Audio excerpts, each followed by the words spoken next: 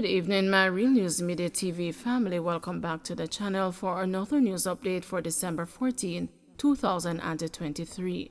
And in the news this evening, Gregory Park Primary closes early after shootout on compound leaves one dead. Staff and the students at the Gregory Park Primary were left traumatized on Thursday morning following an exchange of gunfire between the police and at least two men. At the end of the shooting, one man was killed and another taken to hospital for treatment.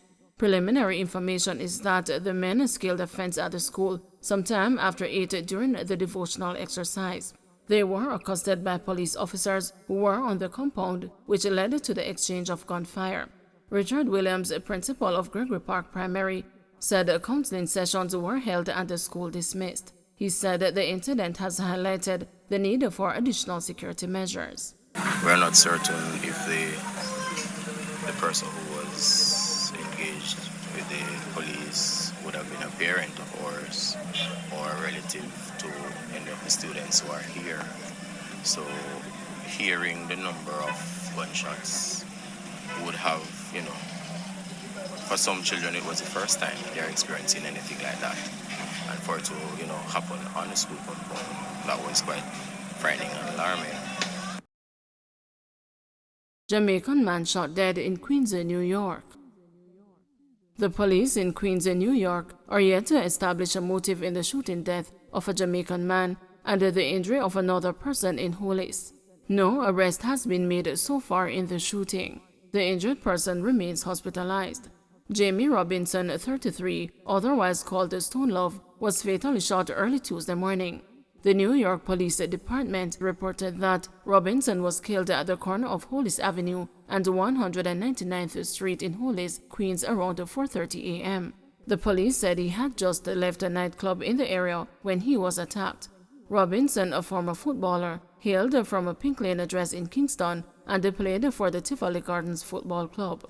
The police say investigations into the shooting are ongoing.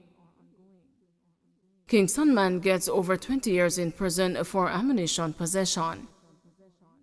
Kingston chef Delroy Fletcher, otherwise called a Pencil, was this morning sentenced to 20 years and 10 months in prison in the gun court for breaching the new Firearms Act. Fletcher was arrested and charged in November 2022 after 35 rounds of ammunition and a magazine were found in his home on Texter Lane in Rose Gardens. He was found guilty of unauthorized possession of ammunition.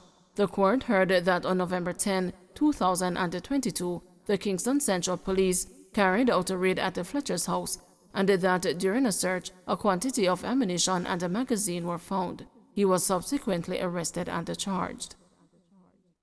Police constable charged with burglary, rape, and abduction in domestic abuse case. 31-year-old Constable Shalon Campbell, who is assigned to the St. James Police Division, was on Wednesday charged with forcible abduction, rape, and burglary in relation to a case of domestic abuse. Campbell is also charged with grievous sexual assault and assault occasioning grievous bodily harm. He was taken into custody on Tuesday and charged the following day by Sissoka personnel after being interviewed in the presence of his attorney. Reports indicate that Campbell was involved in a sexual relationship with a young woman from St. James who he allegedly accused of infidelity. It is being alleged that he became physically abusive. Allegations are that in October, he forcibly transported her from St. James to another parish where he continued to subject her to abuse and confined the woman to a house without her consent. Court hears a driver of taxi in Westmoreland crash that killed 5 was not overtaking. As part of its successful arguments for bail for Delroy Rodney, the defense team said that the driver of the taxi that collided with another vehicle and resulted in the death of 5 passengers was not overtaking a vehicle at the time of the accident. I just wish to point out that he never overtook, and that when the statements are dissected, analyzed, and subjected to some amount of illumination, what the witness says is that when the vehicles in front stopped, Rodney swerved. None of the witnesses mentioned him overtaking, the defense argued in the Westmoreland Circuit Court on Tuesday. After spending over 30 days in jail, High Court Judge Justice Courtney Day granted Rodney 47 bail for $7 million on Tuesday. Day offered bail against the prosecution's objection. Rodney has been slapped with 5 charges of causing death by reckless driving, arising from the death of a 15-year-old schoolgirl, Lavicia Forrester, and her 39-year-old mother, Petrina Wallis, of Gordon District, White House, Westmoreland, O'Neill Allen and his mother, 65-year-old Angela Samuel, of Mount Edgecombe, and a 54-year-old Janet Thompson of McAlpine. The 5 and another passenger were in Rodney's gray Toyota Noah when it hit a vehicle traveling in the opposite direction at around 3:30 p.m. on November 13. The Crown claims its strength in securing a conviction are allegations of speeding and overtaking, speeding on a wet road while transporting passengers in a public passenger vehicle, and the number of accidents that have occurred in Westmoreland resulting in death, along with the fact that the accused man fled the scene of the accident. This is an absolutely serious offense, and the strength and the weight of the evidence at this time, even without the post-mortem, accident and reconstructing reports under the circumstances as outlined along with Mr. Rodney's comments at the scene, also when cautioned and charged, and the fact that he left the scene at the time, the Crown has significant concerns about his likely attendance for trial, the prosecution said. The prosecution also argued that a guilty plea would warrant a prison sentence. In light of the public interest, I submit that the right path is to fast-track the file, and that Mr. Rodney is not an acceptable person to be admitted to bail at this time, it said. Rodney's defense team of attorneys, Faith Salmon and Lambert Johnson, made compelling arguments for bail. According to Johnson, Rodney has been a taxi driver for over 20 years and is married with 3 boys, ages 17, 15, and 4. Mr. Rodney has deep, extensive, and strong community roots, Johnson told the court, adding that he is a top deacon at Belmont Seventh-day Adventist Church. The defense claims that the accused was deeply hurt by the accident that killed the 5 people.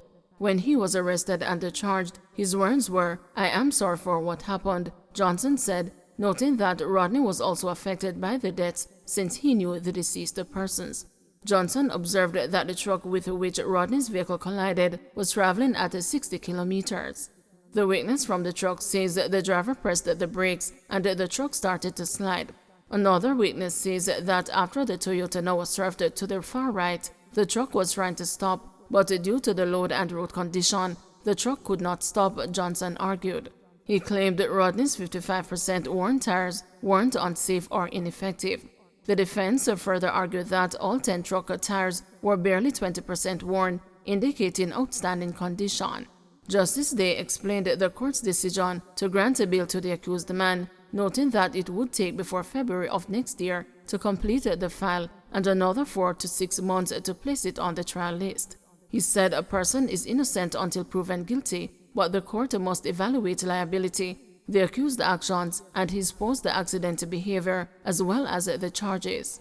The prosecution said the accused fled, but Justice Day noted that people flee for many reasons, but the accused's conduct and what followed next are most important. What happened after he left the scene was that he turned himself in within a reasonable time. He surrenders himself to the police through his lawyers. That is a factor that carries a great weight in a man's favor for bail, the judge reasoned.